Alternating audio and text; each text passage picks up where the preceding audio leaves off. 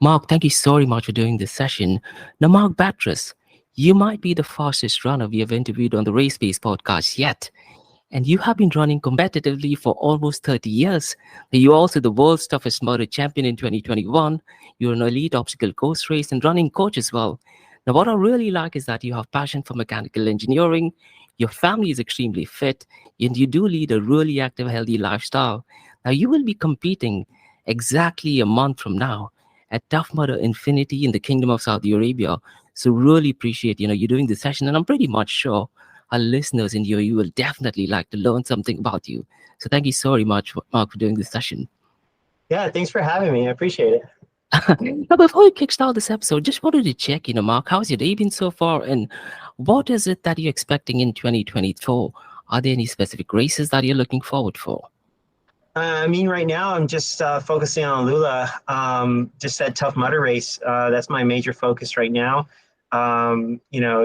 Training went well today, so that was great. I'm pretty fit right now, and I'm excited. So everything's going pretty good. Yeah. That's absolutely wicked. Now, Mark, everyone who's done obstacle course race and marathon events in US definitely know who you are. But for our listeners in the UAE, can you give us a bit introduction about yourself? Yeah. Just kind of started running when I was like 8 years old. Started with like USA track and field races, and then kind of progressed into high school races, and then like was one of the faster high schoolers in the country, and then went to college, got really fast in college, had some health issues in college that kind of held me back towards my junior and senior year, but graduated and then started doing like professional marathoning and kind of getting into that world, and then switching over to OCR like in 2015, and from there just kind of kept doing it. So kind of had fun. What I'm going to do is, in the show notes below, I'm definitely going to mention all of the podcasts that you have done because I remember you shared your experience doing the first obstacle course race. I think it was in 2014 or 15 at Utah, right? Yeah, that was a rough one. Yeah, that was really tough. But it goes to show that if you're not prepared for these races, that they could take a really big toll on your body. And if you are prepared, you could do really well. So it's just about preparation, having the right understanding of what training is actually required.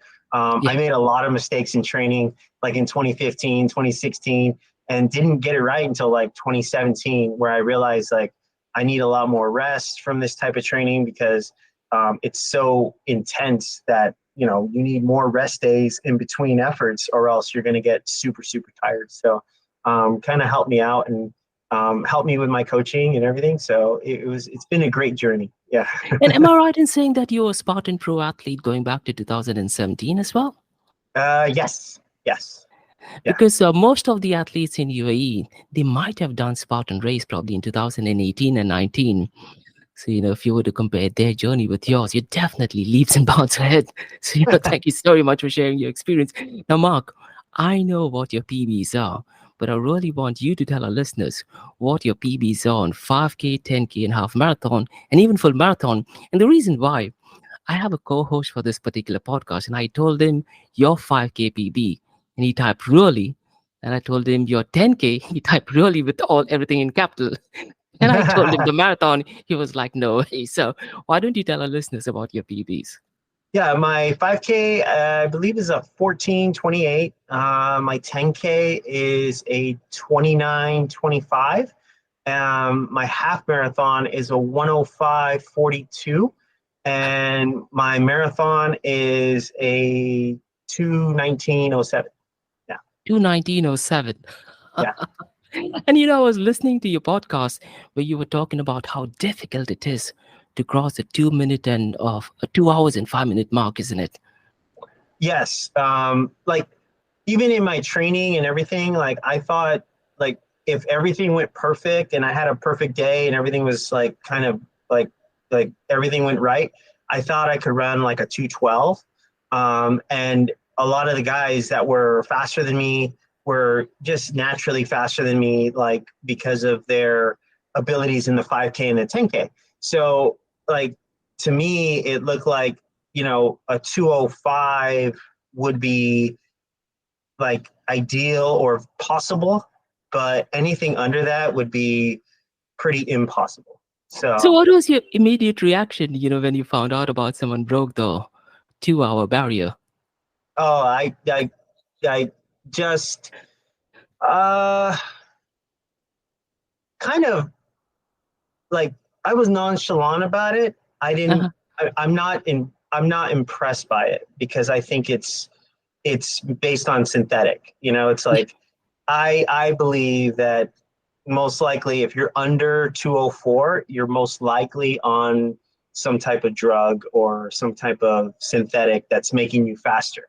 Like EPO tends to help people the longer you go. So like it will give you no benefit if or it will give you a minor benefit in a 1500-meter race. In a 5K race, it gives you more benefit. In a 10K race, it gives you more. Half marathon, even more. A marathon, well, so much more. yeah, So the higher up in the race you go, the more EPO will be a asset than anywhere else. So to me, anybody that's like under 203 is like, or 204 is very suspect. I would be very hard pressed to say that all the people under 204 most likely are on some kind of synthetic. And it's unfortunate because I've gone and I've done that journey and I've seen many people train and many people that were a lot stronger and faster than me, but they all hit a roadblock when it comes to like yeah, 206. And it's funny because the marathon has progressed so well in lately in the last like 5 to 6 years, but that progression hasn't occurred with any, you know, like it seems to be only one continent that's doing really well. true. Uh, I totally Everywhere agree. else is like, oh no, like you guys haven't got better yet. And when you look at their training and you look at the modalities and how they're doing their training and what's different and what are they doing differently, and there's no difference. And that's the problem. It's like the training is 99% the same. So if we're talking about 99% the same in training, yet we're getting like a 15% difference in performance, that's a huge disparity. Yeah. And the fact that it's not only like one athlete or two athletes, but it's like a slew of athletes, and makes it seem like training camps are seemingly doing something inappropriate with their athletes. But that's my outside observation. Obviously, it's my opinion. I don't know if these are facts, but um, I wouldn't be surprised if I was absolutely correct. Yeah. Yeah, and your opinion matches with, some of the athletes I've recently interviewed. We did have a group panel, and they said pretty much exactly the same thing, that you were saying. Now, Mark, on your Facebook roughly around 2 years ago, you posted NCAA Division II Western Regional Championship, which you won. And what you also mentioned is that you weren't sure if VJ Jones was born back then. So can you tell our listeners, about the whole NCAA Division Western Regional Championship? Because we are not aware about that, particularly in UAE. Yeah, like pretty much we have like in cross country we have our conference championships, and then we have our regional championships, and then we have national championships. So conference championships are like pretty much people within your conference. In NCAA's it's kind of weird because like it could be like you could have people from different states and different areas that are in your conference, and then when you go to regional championships, that's like it includes more geographic people. So for us, it's like we had to race against people from like Alaska and and Okay. some from other states, but our conference was typically people like in California, and I think we had just mostly California.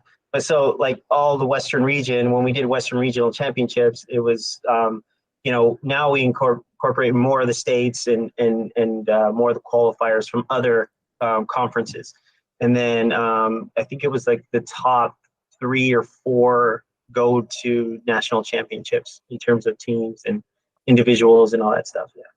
So Excellent. What I'm going to do is, in the show notes, I'm definitely going to copy paste and put out your numbers. And if I'm not mistaken, you also mentioned about the importance of the right shoes, where you said that, if you had VJ shoes back then, you could have been even faster, right?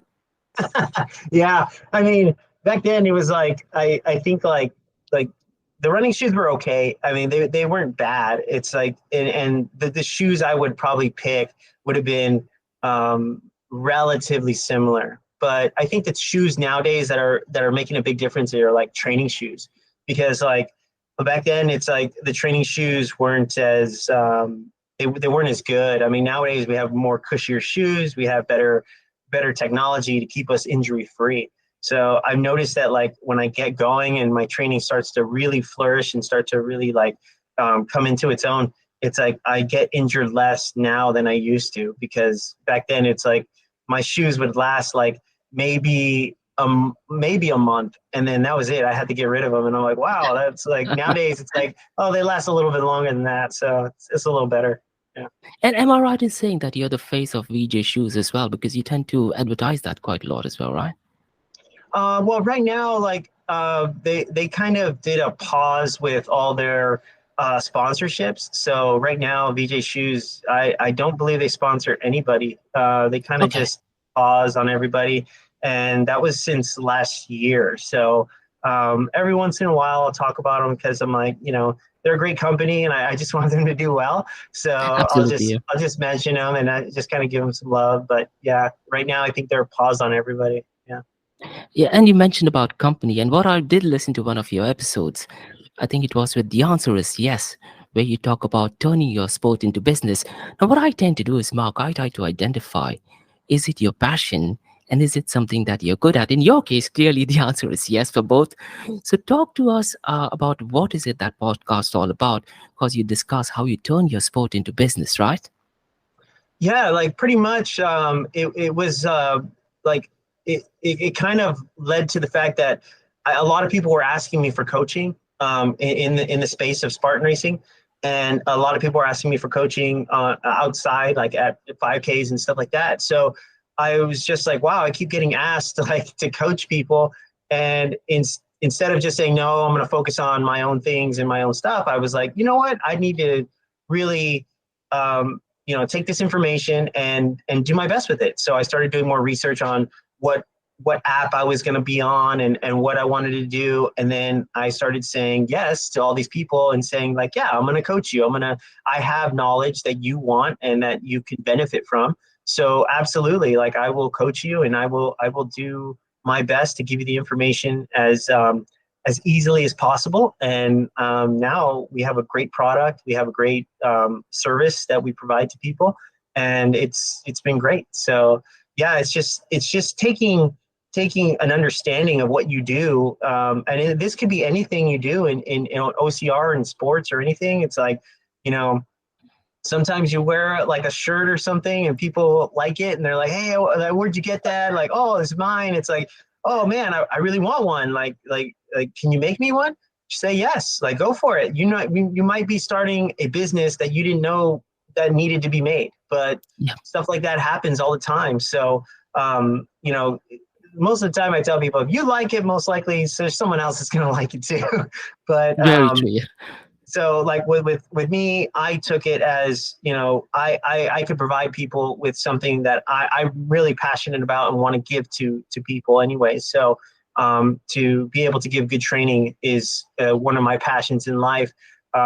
It's funny because I just saw a notebook that I had when I started my job that I currently have, and I was like, oh man, in the notebook I was thinking about starting a business, and it went through an entrepreneur's like their journey, and it said like, if you had all the money in the world, what would you do? And money was no object, and you had everything was done. What would you do in life? And I put coaching, and I was like, oh, that's Excellent. great. Yes. And yeah, that is absolutely great. And one thing which really stood out for me when I was listening to the episode with the answer is yes, and I made my 16-year-old niece listen to one part where you actually said that your approach and attitude is let's get this thing done rather than thinking over it. And that I think is so important, especially not just for athletes, even for business owners. So, having that attitude definitely benefits, you don't think about it, you directly go out and do that. So, definitely really interesting point. Now, earlier on, we talked a little bit about sponsorship. Now, from a business point of view, what suggestions do you have, let's say, to Josina, to race directors, event organizers, or even, companies that are sponsoring athletes? Yeah, I'm gonna answer the first part first. Yeah, yeah. Like when it comes to my motivation, it's all about just getting the work done, and I love that because like the first thing I do before I set out on a goal is I write down all the workouts that I want to do in lead up to a certain race, and that's how I train my athletes. Is I look at a race and I build it backwards, and then when I build it backwards, that allows me to know that these are the workouts that are ideal to have the athlete peak on the right time frame and the right date. And if something happens, we can always adjust and make adjustments and make sure we can have like an optimal performance towards the end of the block. But yeah, I wake up in the morning and I know what I'm going to do, and it's like, and I have a list of all the stuff I have to do for work, and I have a list of everything I have to do for my business, and it's like everything is just a list that I just check off one thing at a time. And the faster I can do it, the better I can, have time with my kids, like when I pick them up, and and Absolutely. Yeah.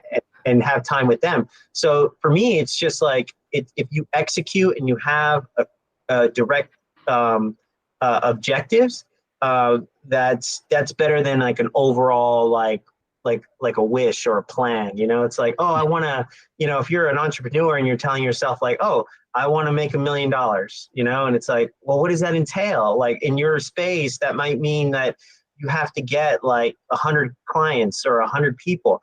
Well, how are you going to get 100 people? Well, that means you have to contact so many people a day, because you're going to miss out on, you're going to contact 20 people, but only 5 of them are actually going to say yes. So, you got to make sure you continue to put those numbers in, or else you're not going to hit your mark.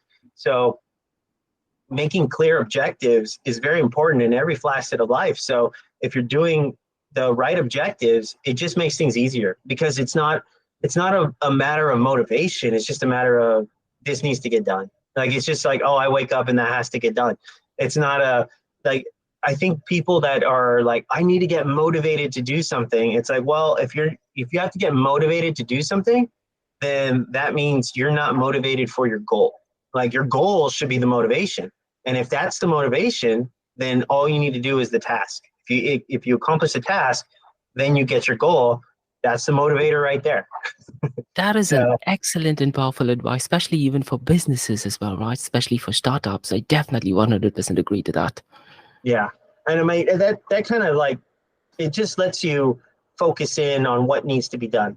Like, my motivation is this much success, or this much the numbers, whatever it needs to be.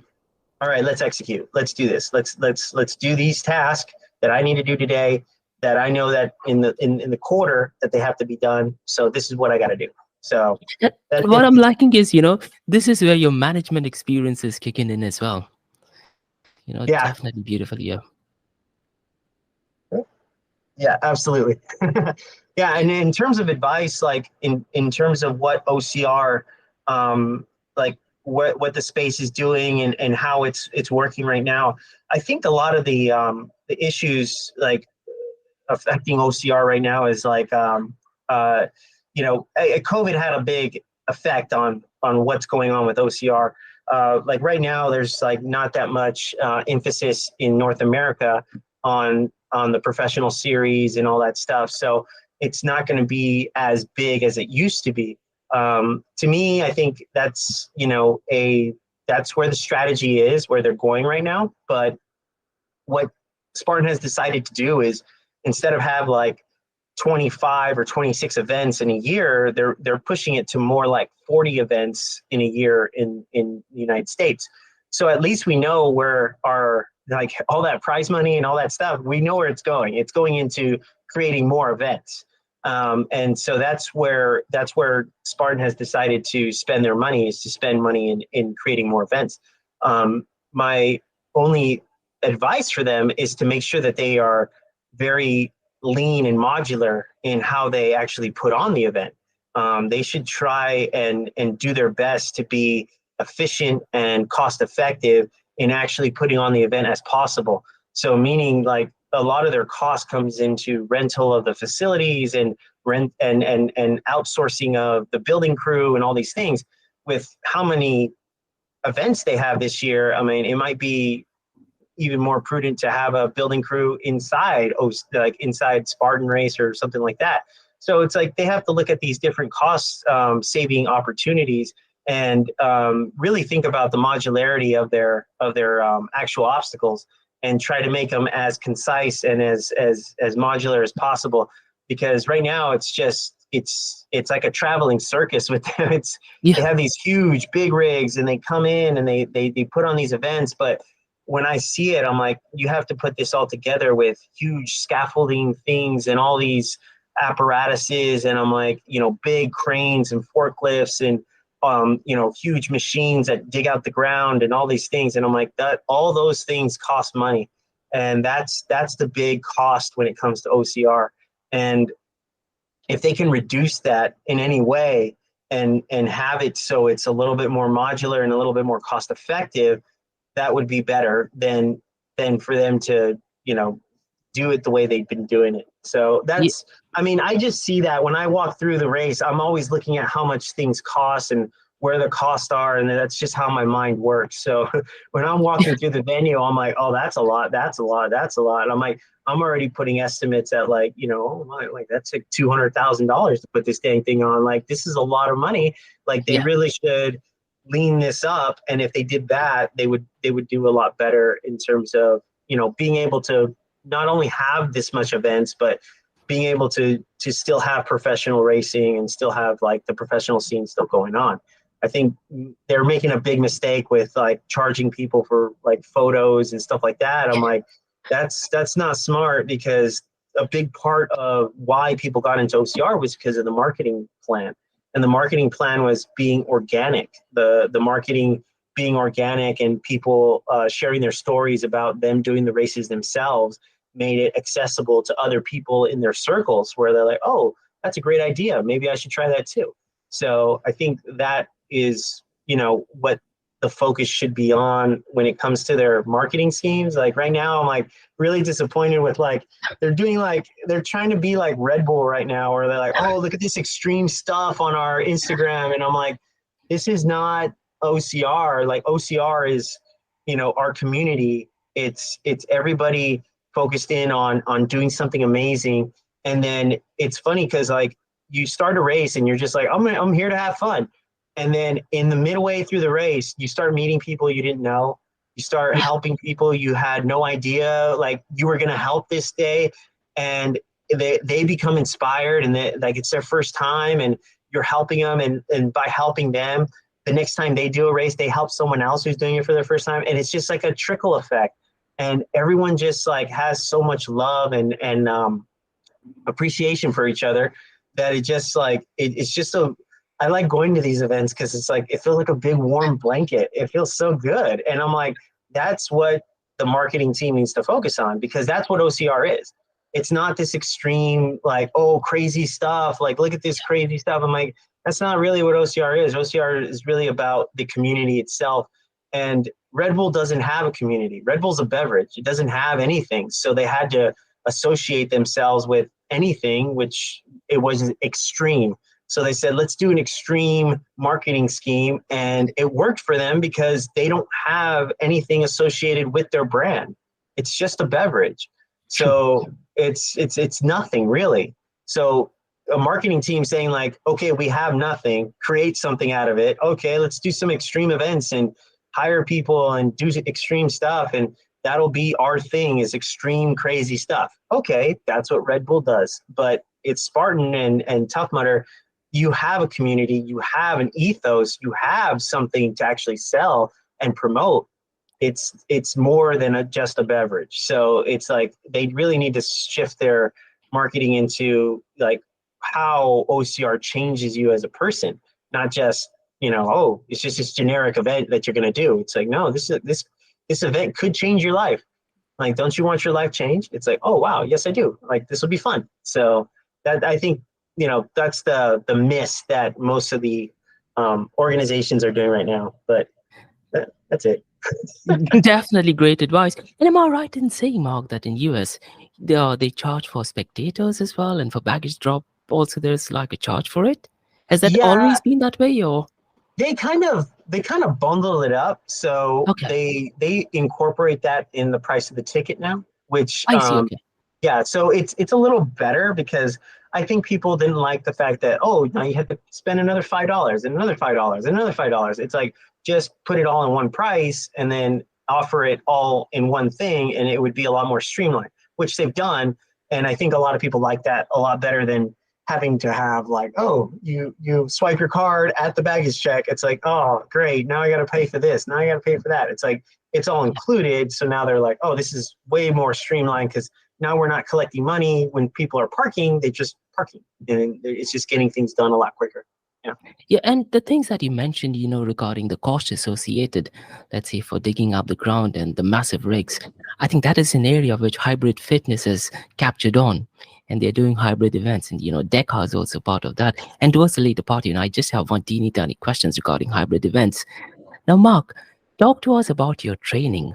What does an average week look like for you? And I'm hoping the competitors will definitely be paying a lot of attention to this part. Yeah, I mean, I think like when I was like marathon training, I would get up to like 130, like 140 miles a week, like sometimes averaging close to like 120 miles a week.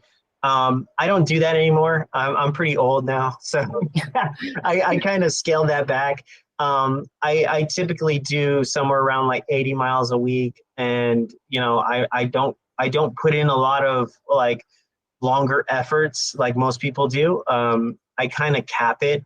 I kind of came to like the realization that like the big efforts, like a 3 hour, 4 hour run, are not necessary. They tend to beat my body up more than make me strong. So I tend to say it to myself like I have 2 hours in my long run, and that's pretty much it. I'm capped out, and then like it's just like I kind of put it like, like when you do an hour run, you get to put like one credit in the bank. And then when you do a 2 hour run, you get 2 credits. And anything in between there will be the fraction thereof. So it's like, oh, you got an hour and a half, you get like 1.5 credits, But and the idea in your training is to put as many credits in as possible for your base. Now the problem is you only can max out at 2 credits at a time. So if you do a 2.5 hour run, you don't get extra. And if you Oh, do a 3 hour run, you don't get extra. So if you only cap out at 2 hours, that's it. That two units is the most you could put in. That's it. That's all you could put in. Because I started to notice that like there was a degradation in my joints, in my legs, in my muscles after I did such a big effort, that the next 2 to 3 days I had to come down in miles. And I typically do mileage that is more consistent throughout the week. So like the shortest run I'll do is like 10 miles, and the longest run I'll do is like, closer to like 18 to 20 miles or something like that. So it's like I'm not gonna have like a huge fluctuation where I'm like, oh, I did 30 miles one day, and then I did 5 miles or nothing the next day, and then 5 miles, and then 10 miles, and then got back into it. I noticed that those bigger training efforts, just they tend to hurt you more than help you. So there's no point in actually like hurting yourself to a point where you can't run the next week. So you might as well just keep everything mellow and show up yeah. healthy to the race than to beat yourself up and not be prepared. Yeah. Yeah, and there's this saying, less is more. And I did see a video on Instagram, where you mentioned about training, and you specifically mentioned about 9 hours training per week is sufficient for a podium level. Yeah. So, for some of the athletes who want to smash the podium, can you share some more insights into that? Yeah, I mean, like I'll typically run like an hour or a little bit less in a day. And then like for my longer efforts, I'll go like an hour and a half to 2 hours. And then that's pretty much it. It's like you don't really need to put in like I think a lot of people think like, oh, you need to quit your job and you need to do this and that to in order to make the podium. I mean, there's a lot of athletes that we have in OCR that are like, oh yeah, I only run like 30 to 40 miles a week, but they're putting in like hours and hours and hours on the bike. Yeah. Like when you look at their training, you're like, okay, yeah, you ran 30 miles a week, but you put in like you know, you know, like you're doing like 2 hours a day on the bike. It's like you're taking forever to train. It's like you're spending your life training, and it's like for me, I don't. I think I I probably most likely train the least amount of time than anybody. I don't put in a lot of time into this. I put in enough time to get like a maximum amount of like I always say like your aerobic capacities, you're putting in units and Yeah. it's like a cup you're filling with water. And then my cup is always full, but I don't overfill my cup. And a lot of people overfill their cup thinking like, oh, I'm going to get better. But it's like once you maxed out your aerobic capacity, that's it. Like it's maxed out. It's like there's nothing more to gain than running more and more miles. It's like you're not going to get anything out of that. You can strengthen your joints and everything else doing other exercises or other modalities in strength training than doing running. It's like you're wasting your time trying to strengthen your body. Like, oh, I'm going to do it by doing more running. It's like that's the worst way to do it because running is a reactive process that is like snapping a rubber band. It's not putting more fibers on that rubber band, and that's what strength training is. So it's like it's kind of a waste of time. Yeah. And what you're saying, Mark, does resemble something to what Henry Cejudo is saying. I'm not sure if you watch UFC at all. So he's I watch it, but I don't know. Oh, go ahead, explain. so you should definitely follow Henry Cejudo. I think he's one of the greatest coaches of all time. And what you're saying is exactly what he preaches as well. So he's a wrestling Olympic athlete, gold medalist. He's a two-division champion.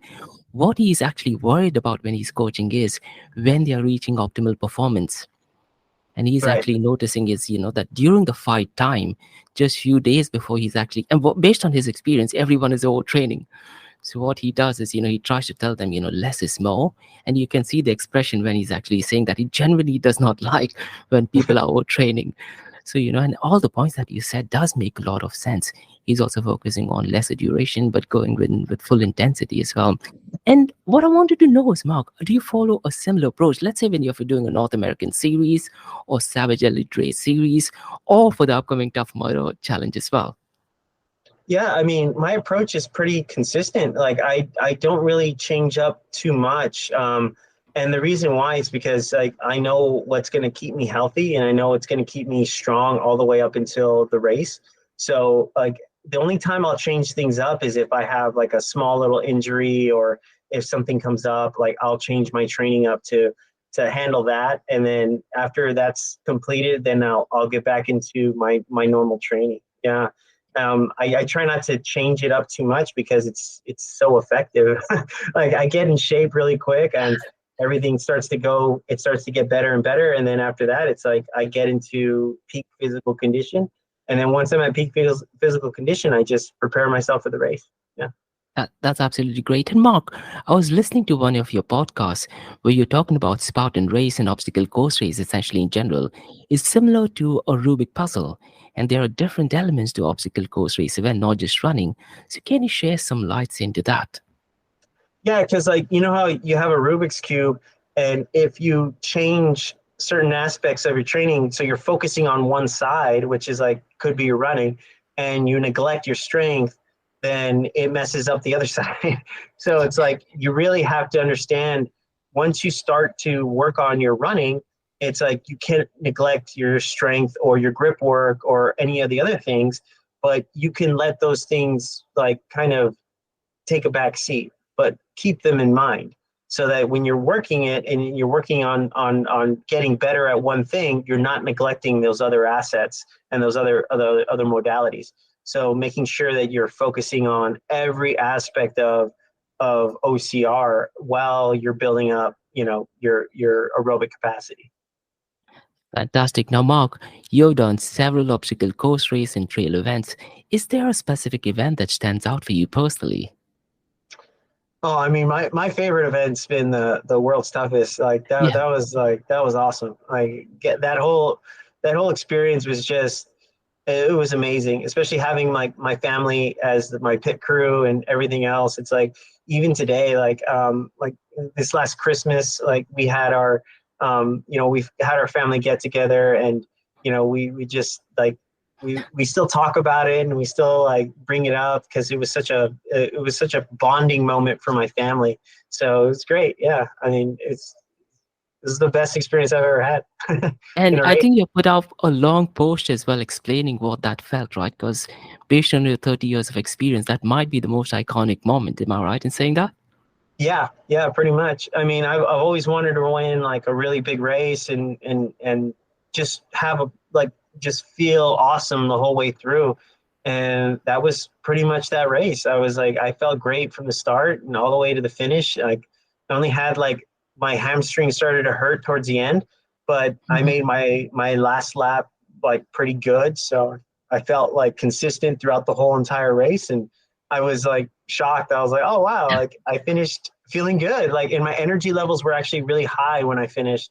I know a lot of guys were not feeling great when they were done, and I was feeling like, oh man, like if my hamstring felt a little bit better, like I think I can keep going like for hours. Like I don't feel like I need to stop right now. I just the race is over, so I'm done. So that And was a good feeling. was there any specific moment during the race, Mark, where you looked at the other athletes and you said, you know what, I've got it in my bag, and there's no way or no one is going to beat me at this point of time? Not really. Like I just kind of kept going. I know Trevor Psychos was like actually like he was running good at in the nighttime, and he was making good ground. And then there got to a point where we got to the daytime again, and like we just stayed in the same distance away from each other. And I was like, oh okay, we're pretty consistent now. Like we're doing the same things. And I know, like I knew at the time, like oh, if I keep going, he's not going to be able to do another lap. And even when I was doing the lap, I was not like I try not to worry about like oh I got it in the bag, that kind of stuff, because like I'm always so focused on executing and doing my plan and doing the obstacles properly and making sure I'm like executing like to the highest level, more than I am like oh yeah I'm gonna win. Like I didn't think about that until like the very last few obstacles. Like I just came in with so much gratitude for the people that were there that were at obstacles that I saw for like 2 to 3 hours that were helping people, and I just gave them hugs and the last lap, and I was so excited and they were excited for me, and they knew I got the record, and we were just it was just elated, you know, like everyone was there and we were just like oh my god, like this is it, I did it, and I couldn't have done it without you. And they were very appreciative, and you know you know it was great. So I was like, it was just a huge moment for me in that last like 4 or 5 obstacles, like just thanking everybody that was there. And yeah, I mean, when I came in, I saw my boys and I came in with them, and Yeah. I was like, oh yeah, I'm like, I'm going to win. So this is great. Yeah. And am I right in saying that the 115 miles, that record still stands as the maximum distance, right, as of till date? Yep. Yep. That's still there. Yeah. So That's absolutely wicked. I mean, yeah. yeah. Now, Mark, you're a coach as well. You're a running coach and obstacle coach as well. But before we get into your coaching, what I wanted to know, if there is a coach that you were inspired by, and are there certain things that you take away from him or her? Yeah. I mean, I've always just been fascinated with running, like just like understanding it and understanding what training does and everything. I actually had a friend of mine who did coaching as well for a little bit, but like we would talk about the training that we were doing in high school, and we would talk about like oh what other trainings were there, and we would like he would give me a book and then I would give him a book, and then we would kind of like look at stuff and we'd be like oh man, this is cool stuff. Like we're starting to learn more about what other people are doing and how other people are training, because we had like my high school coach is like he was amazing, and he still is coaching, and he still is amazing. So it's like his program like produced so many like state championships and like so many different programs that use his stuff that are still very successful. So like what we were doing was actually perfect for what we needed to be good at, which was 3 miles and 5K racing. So like he was a big inspiration for me and what I do today and how I do it. Yeah. And am I right in saying that you've been coaching for well over a decade? Well, let me see. Well, I started coaching. The first person I ever coached was my mother. So that was Oh, yeah, that was like in I think I was like a sophomore in high school. And it was funny because she would show me her training, and it was pretty much what a lot of people do when they get ready for a marathon, which is like, oh yeah, you do like, you do a big long run, and then you do a lot of little runs, and you do a big long run, and a lot of little runs. And I was like, this is the worst training I've ever seen. And she's like, really? And I'm like, you need to be consistent with your miles. Like, I'd rather have you go less on your long run, but like do more consistent miles, kind of like what I do today. And yeah, she started to do that, and then was more consistent on her miles, got more miles in, and more, like I said, like more units, more aerobic units. And then in the end, she ended up qualifying for Boston, and then she ran Boston, I think, like two or oh, three times. Yeah, so it was great for her because like she just started marathoning at the time and got into it, and then yeah, and then wanted to qualify for Boston, but was doing the wrong training. Started doing the training with me, and then qualified for Boston, and then started doing well. Yeah, so it's that's great. absolutely, yeah, that's absolutely a brilliant achievement. And one thing, Mark, which stood out for me on your website, which I'm going to mention in the show notes below, is that you actually stated that seeing my athletes improve brings me more joy than anyone than my own particular race as well. And that's one of the reasons why you started MGB Racing. This is such a true and beautiful statement. And I do think that, people in the business world should definitely follow that as well. Now, keeping that in mind, is there a specific athlete's improvement that you're extremely proud of? I think right now, um, I get so excited at watching my sons run. Like, Yeah. like I have two boys, and like their improvement is just like it's amazing. I have my son Marky. He's 11 years old, and he's already running. He ran a 10:49 or 10:09 3,000. So Oh, that's moving. And then my younger son, Nico, he just ran an 800-meter time trial, and he ran like a 2:46, which is only 4 seconds off of what his brother was doing at the same age. So I'm like, they're running super fast. I get so excited for them. I coach a high school team now in the city, and it's like I get excited when I see them run. It's like everyone that improves. It's like it's such a huge like I get so excited for them because they put so much effort into it and so much work. And when things go right and everything works out, it's like it's so wonderful. And I'm like, I get really yeah. excited for them. Yeah, yeah. It's so And, much and fun. am I right in saying that they're 12 years old, 10 to 12-year old, around that range? Yeah, my younger son is 9, and then my older son is 11. Yeah, Okay. so So nine, I'm going nine. I'm going to put you on the spot, Mark. Let's say a decade from now, if you and all three of them, both of your sons, were competing, let's say for a 1 mile race, who do you think would win? Oh, they would beat me for sure. Like in 10 years, like I'm gonna get smoked so bad. Like I would be surprised if Markey couldn't beat me like in 2 to 3 years. Oh, Um, okay. like he's getting fast, really fast. Like I have to go. Like when I help him in workouts, like he'll do repeats of 800 meters at 2:30. So it's like he's running 5 minute pace when it comes to his 800-meter repeats.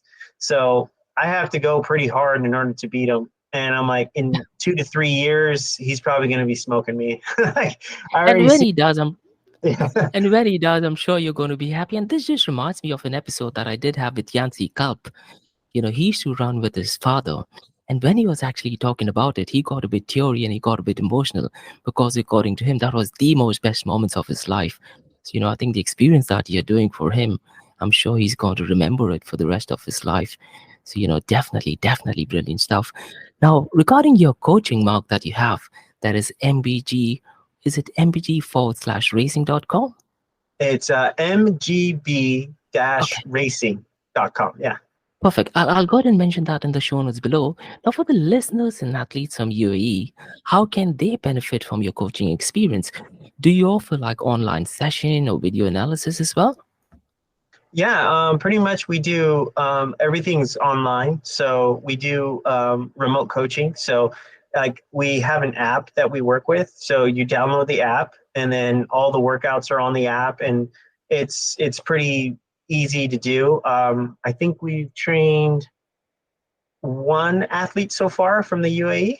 Okay. And yeah, he was from Dubai. Yeah. And it was right before the pandemic.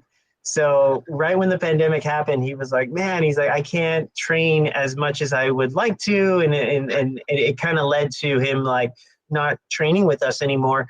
But yeah, it was, we've trained people from, I think, like Brazil and Spain, all over the world. So it's been fun to learn, like, to talk to people. Usually we do like Instagram calls, and then we go and we'll talk and have an update on Instagram and stuff like that.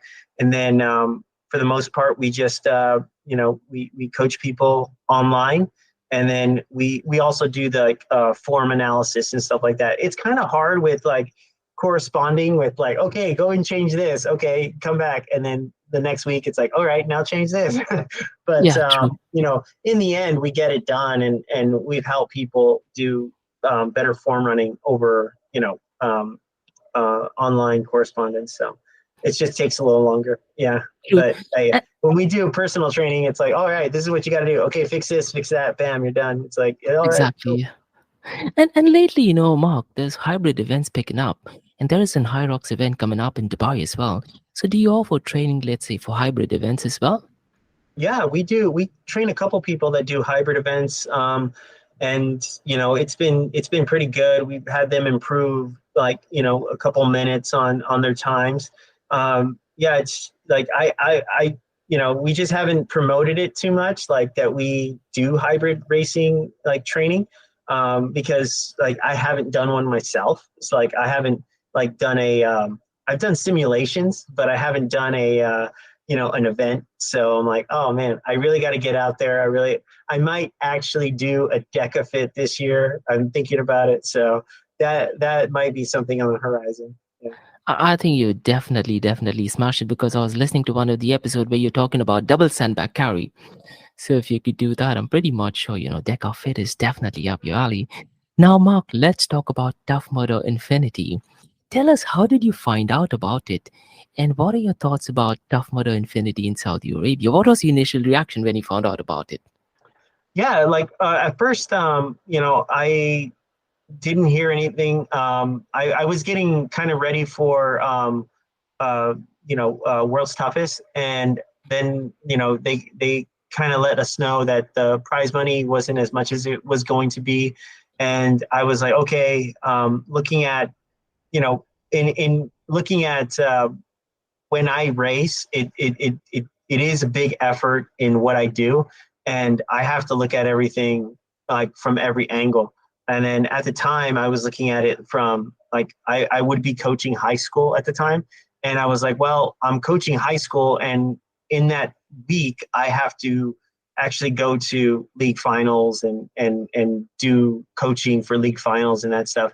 So I was like, wow, this is going to be a really big ask of me to do both things. And because it's my first year of coaching, I don't think I can leave the kids, in that kind of like pressure. So I'm like, no, I should really stay and make sure everyone is taken care of. So I need to sacrifice my little thing, and I need to go and do this. This is going to be more important for the kids that we coach.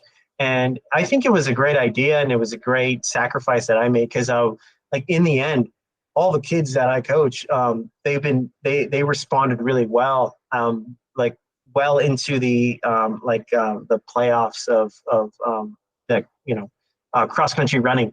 So Uh-huh. like came to California CIF, like they did really well and they did awesome, and it was just an awesome like experience for them. So I was like, hey, you know what? It was a great thing for us to stay here and make sure that we plan our routes and that we let the kids know that they're our first priority. So Yeah. that was kind of like the biggest driver. I was like, well, I really have to focus on this, so that's why I missed that race. And then after that, I was talking to some people and they were telling me like, oh yeah, we might have another event that you might like get ready for. So just to let you know. And I was like, oh, that's interesting. And then I think a week later, I got contacted by Obstacle Racing Media, and then they told me like, hey, there's a big event. It might be happening. We don't know yet, and it's probably going to happen in February. Just letting you know. And I was like, oh, okay, this is interesting. And then it officially came out like, oh yeah, this is it. This is the event. It's gonna happen. And then I got excited. I was like, oh, this is great. I mean, I didn't hear any details on. I had no details on like the distance or the time or anything, but they knew it was gonna happen. So that got me excited because I knew it was gonna be a longer distance race. I would be more worried if it was just like a 2 lap event or like Yeah. just like oh it's going to be like a 20K or something. I'd be like, oh man, it's going to be it's going to be fast. But because of the distance and everything, I was like, okay, this is more in line with what I can do. I heard rumors that it was going to be like a 12-hour event, and I got really excited, and then it got pushed down to 8 hour, and I was like, I'm still excited. Well, So well, I know the team, who's organizing the event, and they do have plans, probably for a 12-hour event and even a 24-hour event. But we'll just have to wait and see how this particular event goes. And have you done events, let's say in Middle East or in similar conditions, let's say to the one that we have in Alula? like I like to be honest, like I have not been to the Middle East before, so this will be the first time I've ever gone to the Middle East. I know we've had a couple Spartan championships in Abu Dhabi. Abu Dhabi, Uh, yeah. yeah, so I haven't gone to any of those events, and it just didn't work out for my schedule. But yeah, so like they keep doing it on the same weekend, and I'm like, oh, that's the same weekend as my son's cross country nationals, and I'm like, I can't. I'm like, as much as I want to go to a world championship, I'm like, my son's racing is more important than mine. So I'm like, Very true, yeah. I gotta, it I'm like, there was a time where I was like, okay, my racing is more important, but now I'm like, nope, now his is. So I focus on their on their performance more than mine. So yeah, like it's always on the same weekend, and I'm like, well, I can't make it because you guys keep doing it on the same weekend. But yeah, so I haven't gone, but when we did the 24-hour event in Laughlin, it was very sandy. It was all sand. It was in the desert, and it's pretty much similar footing and stuff like that. So I don't think it should impact me that much because I'm kind of decent at sand running, but I don't know how deep of sand it's going to be. So there's there's probably 100 words for sand, just like Yeah. Eskimos. Yeah. Yet the one that we had in Abu Dhabi, that is Al Watba, the sand was completely different to the first Abu Dhabi World Championship that we had in Liva. That was absolutely pure soft sand, probably the softest sand you can ever imagine. And even all the international athletes, like, we have never seen such kind of sand. Because every time you take one step, you actually go down. And I'm not sure if you've seen the videos in the one in Liva. It was really, really soft sand. And then to have sand back carry, it was absolutely brutal. Now, regarding Tough Mudder Alula, is there any advice, Mark, that you have for, let's say, local athletes who will be competing Tough Mudder Infinity? And to be honest, a lot of the local athletes from the Middle East, they might be doing the 8-hour event for the very first time. Yeah, my advice is have fun. It's going to be a fun event. make sure you are good with your nutrition. It's still 8 hours, so that's still a long time. Making sure you have nutrition with you. Either like carbohydrate replacement, like the small goos or something like that, or some kind of like something quick and easy to eat. And you want something that's going to give you some amount of energy and not to neglect your like protein intake. So make sure you have protein as well. So whatever you need to, whatever makes you comfortable and whatever is good that you like to eat, have those foods out. I like to do like rice with milk. It's like rice pudding. It's like it's a Okay. it's a it's a Mexican like dish, and Oh, no. that's like my favorite thing. And it's like it's just rice with milk and cinnamon and sugar, and I like it. So do what you like. Do what's it kind of gives me like a nostalgic feeling. So do stuff that you enjoy, that you like eating, and then have fun. It's like you got to have fun out there, and if anything in your workouts, make sure you have good grip strength, because your grip strength has to last for 8 hours. So it's very taxing on the grip, and it's very taxing on the body. So make sure you are very focused on your obstacles as well as your running at the same time. Yeah, and VJ Jones has recently put out a video where he's focusing on grip strength. What he's actually stated that, he's got to hold it for at least 8 hours, but he's doing a team event. But the event that you're doing, Mark, some of the OGs of the game will be there. That is Ryan Atkins, John Albon, and there are going to be some pro trail runners as well. Now, based on your experience in marathon and obstacle course race, how do you think, you're going to have a competitive advantage? And I wouldn't be surprised if you absolutely smash it, to be completely honest. Yeah, I mean, I think just having done the event before is a very good competitive advantage, and doing it recently, they tend not to change obstacles too drastically from year to year. But if you're away from for like 3 or 4 years, it's like, oh, whoa, what's this? This is a little different. So it's like it could be a little bit of a more of a drastic change for the guys that haven't done it in a while. So I think I'm pretty confident in my ability and in the obstacles that they have. And I'm just gonna go out there and do my best. I have the understanding of who I'm racing and who's in the field, and the best I can do is the best I can do. I'm going to do my best, and I know where these guys are at in terms of their fitness, and they could smash it as well. So, I just got to go out there and just run my race and have a good time. And as long as I'm having fun, I think I'm gonna have a great experience. So that's my big thing. I'm more concerned about having fun in Alula than I am about you know like where I'm gonna do in this race and how it's gonna happen. It's like, no, it's a great experience. I think I'm looking forward to being out there and just like sightseeing and having a good time and being somewhere I've never been. So that's like the big thing for me. I just want to put on a good show for everybody. I want everyone to say like, oh wow, that was very entertaining to watch Mark race. Like, so that's like, that's what drives my training. I'm like, okay, I gotta be my best when I get out there. And then the race will take care of itself. Whatever happens, happens. I can't, if someone trains 10 times harder and does crazy stuff, like, it is what it is, man. I just gotta go out there and have fun. Yeah.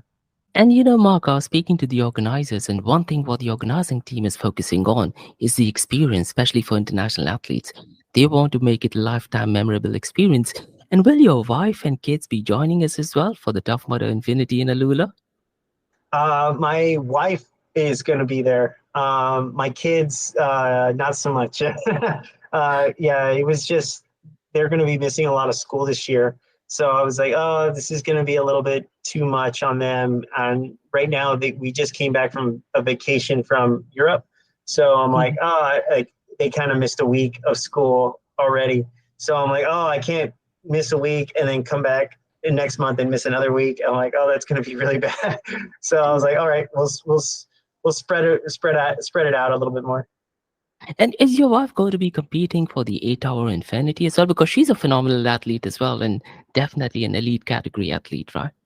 Yeah, she's more of a shorter course athlete. So her main distance is like the super events, and she stretches to the beast. She did one 4 hour race once, and she was like, "I did not like that. That was not fun." So I'm like, "Okay, you know, you don't have to race. Just go out there and have fun and have a good time and just enjoy it." She could still do the 5K or 10K event as well, I guess. Yeah. I think so. Yeah, And she might do something. yeah, and Mark, besides, let's say, training and running on the treadmill or trail runs, are there any non-fitness things that you do? Let's say like meditation or writing your goals, something which you mentioned. But what about affirmation or law of attraction? Let's say not just for Tough Mudder Infinity, but for general races. Not too often. I typically try to like I just I do my workouts, and I try to stay in a good mental state when I'm running. Try not to let my mind understand what I'm doing. So like Yeah. if you're constantly running and you're like, I'm running, it's like go faster, harder, harder. It's like you're gonna get mentally fatigued. I let my mind kind of wander. Um, it kind of leads me into like creative and interesting things. It's weird. It's like my creativity flourishes when I'm running. So as I'm running, it's like I will think up some new interesting things either in like my workspace or in life or in training, and it's like, oh wow, like that wouldn't have I wouldn't have come up with that without like the running that I was doing. So I typically do that when I'm running, and then like in terms of like mental cues or anything like that, I just try to keep myself calm and focused on what I'm doing. Lately, it's been working really well, just in focusing in on what I'm doing on a day-to-day basis, as opposed to saying like to myself like, "Oh, this is one piece of the overall puzzle," and I'm like, "Nah, just enjoy each day." Treat each day as one day, and that's it. I'm not worried about anything else. So kind of just yeah, just not really. I don't write in a journal. I don't do any of that. I kind of I take a different approach to like my mentality and mental training, just because I had a realization one day, and I was like, oh, there's two types of ways of looking at like going into a challenge or trial. So when you go into a challenge, that's something you voluntarily decided to do. When you go into a race, you decided to get into this race. When you decide to do a challenge, you're voluntarily asking and telling yourself like, okay, I'm going to do this, right? And challenges should not they're typically not scary, because they're you can always pull out of a challenge. You can always back out, you can always skip out. It's like it's not a big deal. But there are other challenges that come to you that are called trials, and trials are not they're not voluntary. They come to you, um, and they're unwarranted. They are not wanted, but regardless if you want to do it or not, it's here. So that's typically like if you have a sick loved one, or if someone in your family is dying, or you know you're in a situation in work where it's like you're going through a recession and you have to figure out how to keep that business going. That's a trial. Like you're not in a challenge anymore, you're in a trial. That means you don't know when the end date it's going to happen. You don't know when this is going to finish, and you are in a situation where you have to grit down and figure it out. And sometimes trials end unfavorably, and sometimes they end great and they end favorably. So once I realized that, I was like, oh, when I go into competitions, they're just challenges. They're not that hard. If you overthink it, you could be thinking that you're in a trial, but you're not. You're in a challenge. And when you realize that, you're just like, oh, this isn't that big a deal. Like it's not that hard. It's just a challenge. But when you're in a trial, that's a different story. Now all those mental things that you need to do, Yeah. those come into help. I mean, prayer comes into help. Understanding what you're doing. It's like, and what kind of trial you're in. It's like it matters a lot. That having your family around you and really focusing in on the love that you have for each other really helps a lot, and that's what you need. So um, if you understand that in life, it's just like these challenges are just so easy now. It's like I go through these challenges and I'm just like, this is like not, it's in terms of my effort, it's like maybe 10%. It's like in my mental capacity, my mental effort, it's like 10% effort. But when I go through a trial, now we're talking 100% effort, very stressful, very, very life changing, and it's life altering. So once you realize that, it's like, oh man, like these challenges are easy. They're not that bad. It's like Yeah. we tend to over escalate these things in our mind. And I think like even the athletes that I have, I try to explain this to them like, oh, like, you've gone through harder things in life. You do know that. Like there are going to be harder things in life. Like you need to relax. Like this is not a big deal. Like you shouldn't be thinking to yourself you're under so much pressure, because this is just fun. Like we're just doing this voluntarily. This is just fun. So if it's voluntary, it's fun. It's a challenge. Like you just enjoy yourself. Just go there and just enjoy yourself and have a good time.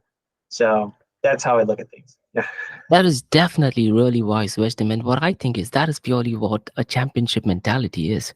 So, what I'm going to be doing is, my niece who's 16, I'm definitely going to make her listen to this part, not just once, 2 or 3 times, because she's struggling a little bit with her schools right now. So, definitely wise advice.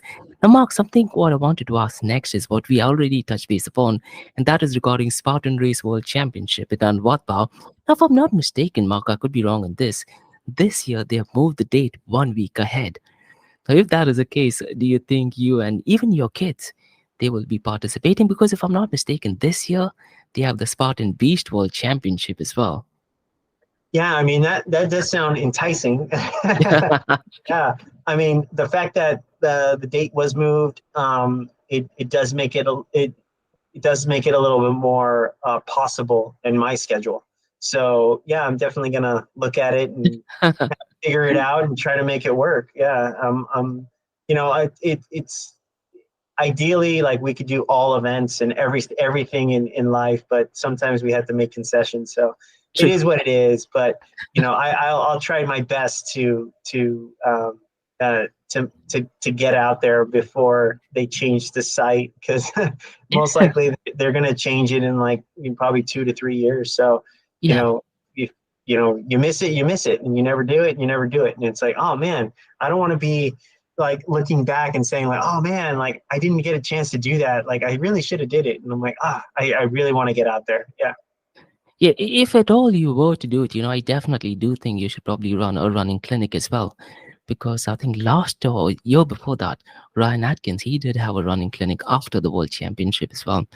Now, besides Tough Mudder Infinity, is there any other specific event that you're looking forward for this year?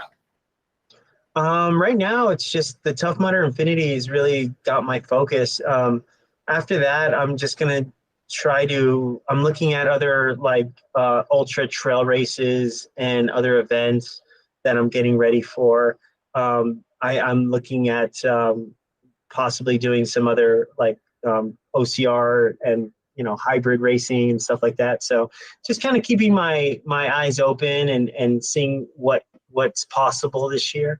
But yeah, just I'm really laid back about racing this year. It's like in years past, like my schedule was really hardcore because I didn't have my kids racing. I didn't have True.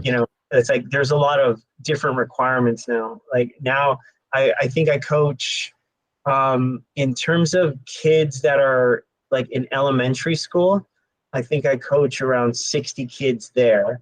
And then when I coach high school kids, I'm coaching about 85 to 90 high school kids. Okay. And then on top of that, I'm coaching OCR athletes as well. So at any given time, I'm coaching well over 200 people. Yeah, So that's like, a busy life. Yeah. yeah. So like right now, I'm like, oh man, it's really hard to balance that out and kind of figure out who's training where and how they're training and everything. Yeah.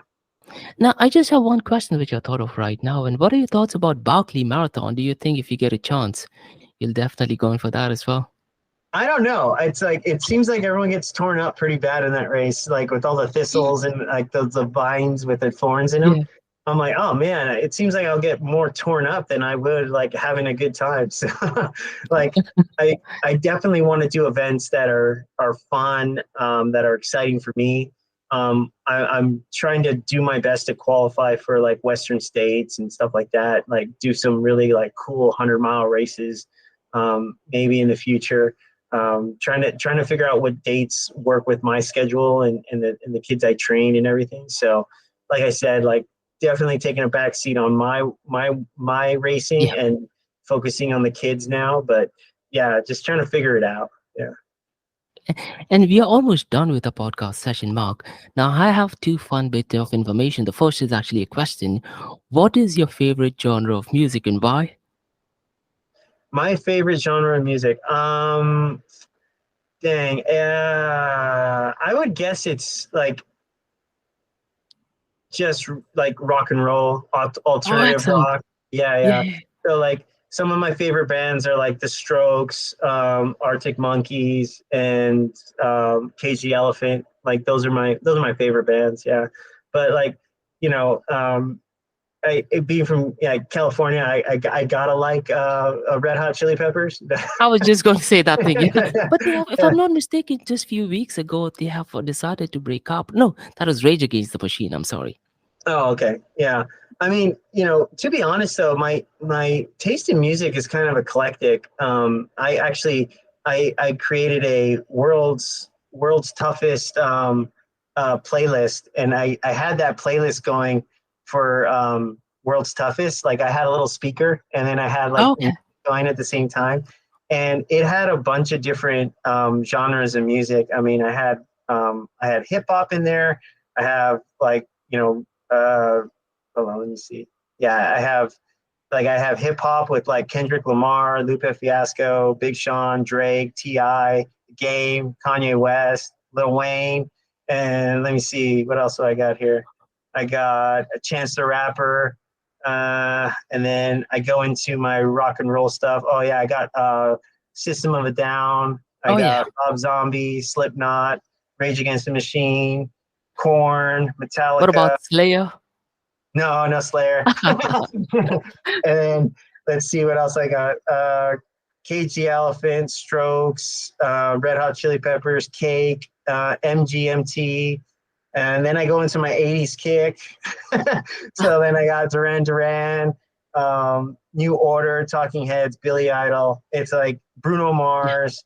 It's like I got such an eclectic like taste in music, but I just like good music, really. I just love good music. And whenever I get people on like metal and stuff like that, it's like, oh Yeah. Yeah. man, like I'm like, you gotta listen to Slipknot, like they got some good stuff, man. They're like, what? And I'm like, yeah, it's like it's great music, and you just gotta listen to it. It's like really good. And they're like, oh man, I didn't know metal was this. And I was like, yeah, it's like it could be it's sometimes the songs are almost like poetic, like System of a Down, like to me is like some of the best like poetry music I've heard, and I'm like, oh, this is great. So I don't know, that's just me. And and the lyrics are quite, intense as well.